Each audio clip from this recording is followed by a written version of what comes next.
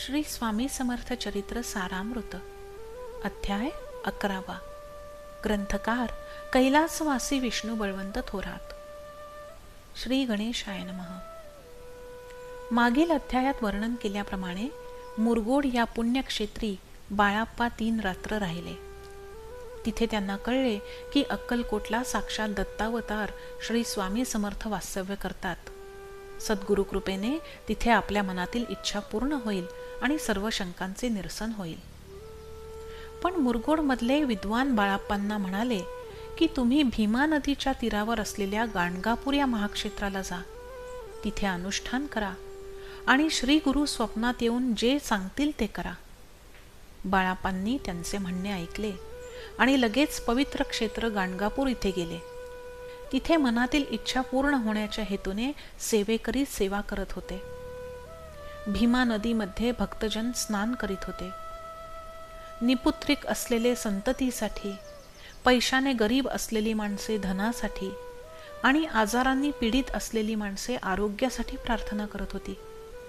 कोणी प्रदक्षिणा घालत होते तर कोणी ब्राह्मणांना भोजन देत होते। कोणी गंगास्नान करत होते तर कोणी साष्टांग नमस्कार घालत होते। तिथले सर्व सेवेकरी नित्य नियमाने दुपारच्या वेळी भिक्षा मागून आपला उदरनिर्वाह करत असत। असे हे स्थान पाहून आनंदी मनाने बाळाप्पांनी श्री नृसिंह सरस्वतींच्या पावलांना श्रद्धाभावाने नमस्कार केला।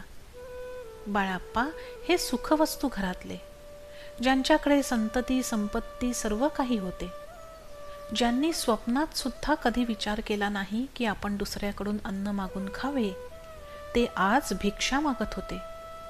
सद्गुरूंची प्राप्ती व्हावी यासाठी घरदार सोडून ऊन पावसाची पर्वा न करता बाळप्पा तेथे आनंदाने राहत होते।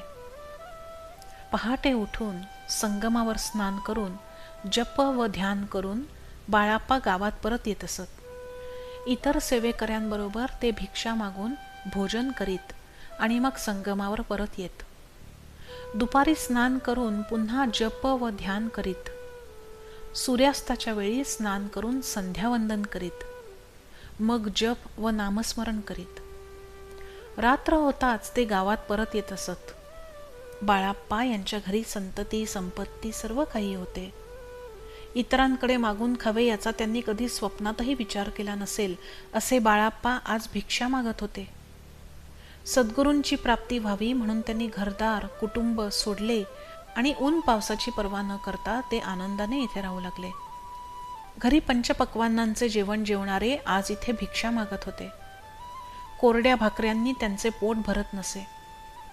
बदलत्या हवामानाचा सुद्धा त्रास होई, अर्ध्या पोटी उपास घडत असे, पण त्यांचे मन कधी उदास नाही राहिले।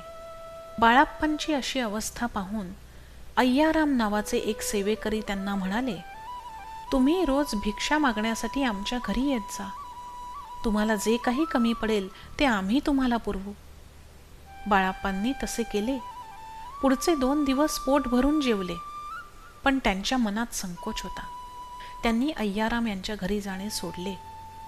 भिक्षा मागून झाल्यावर संगमावर जायचे, त्या पाण्यात झोळी बुडवून स्वच्छ करायची आणि तिथेच एका शिळेवर बसून भिक्षा म्हणून मिळालेले अन्न खायचे, असा त्यांनी नेम चालवला। असेच काही दिवस लोटले।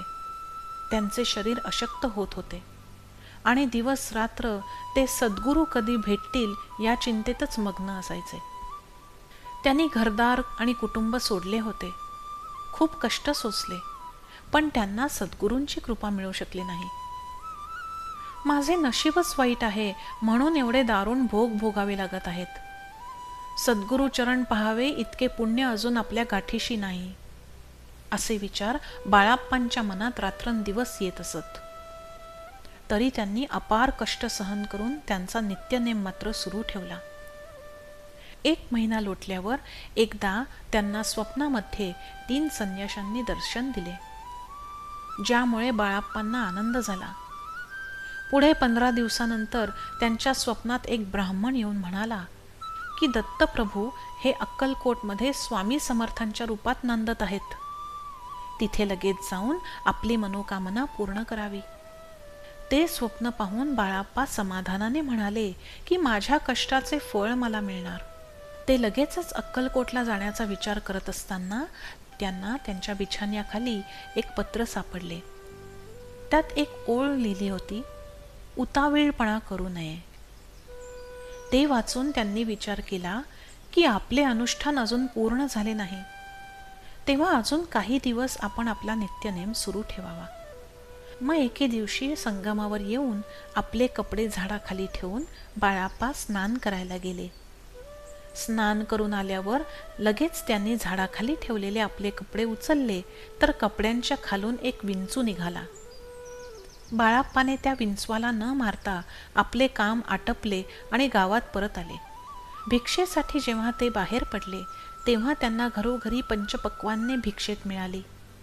त्यांना खूप आनंद झाला आणि त्यांचा तो दिवस चांगला गेला. मग तोच दिवस शुभ आहे असे जाणून ते अक्कलकोटला जायला निघाले. पायी चालत चालत ते दुसऱ्या दिवशी अक्कलकोटला पोचले. त्यांनी ती रम्य नगरी बघितली जिथे नृसिंह सरस्वती हे स्वामी समर्थांच्या रूपात वास्तव्य करत होते. त्या नगरात सगळीकडे आनंदी आनंद होता. त्या नगरातील स्त्रिया घरात आपापली कामे करताना स्वामींच्या महिमांचे गुणगान गात. लांब लांबून ब्राह्मण, वैश्य आणि इतर वर्णांची अनेक लोक स्वामींचा महिमा ऐकून त्यांच्या दर्शनासाठी येत. त्यामुळे त्या नगराच्या घराघरात यात्रेकरूंची गर्दी झालेली आणि रात्रंदिवस स्वामींचा नामघोष चालत असे. राजे, पंडित, शास्त्रांचे तसेच वेदांताचे जाणकार, भिक्षुक आणि गृहस्थ सर्वच स्वामींच्या दर्शनासाठी येत.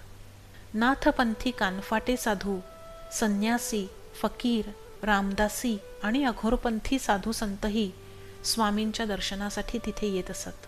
कुणी स्वामींचे कीर्तन, तर कुणी गायन आणि वंदन, तर कुणी भजन करत स्वामींचा महिमा वर्णत. असे ते नगर जे स्वामी कृपेने वैकुंठ भुवन झाले, त्या क्षेत्रीचे महिमान मी अज्ञानी कसे वर्णू. अशी पुण्यनगरी बघून बाळाप्पांना मनातून आनंद झाला. त्यांचे पूर्व पुण्य फळाला आले आणि त्यांच्या जन्माचे सार्थक झाले होते. बाळाप्पा स्वामींचे सेवेकरी बनले आणि त्यांनी स्वतःच्या हातांनी स्वामींची सेवा केली. याबद्दलची मधुर कथा पुढच्या अध्यायात ऐकावी. ज्यांचा महिमा अगाध आहे, जे सच्चिदानंद स्वरूप आहेत, विष्णू आणि शिव यांच्यात जे भेद करत नाहीत, त्या स्वामींची आजन्म कृपा राहो. अशा प्रकारे श्री स्वामी समर्थ चरित्र सारामृत ग्रंथाचा हा 11वा गोड अध्याय भक्तांनी आनंदाने ऐकावा. श्री स्वामी समर्थ. जय जय स्वामी समर्थ.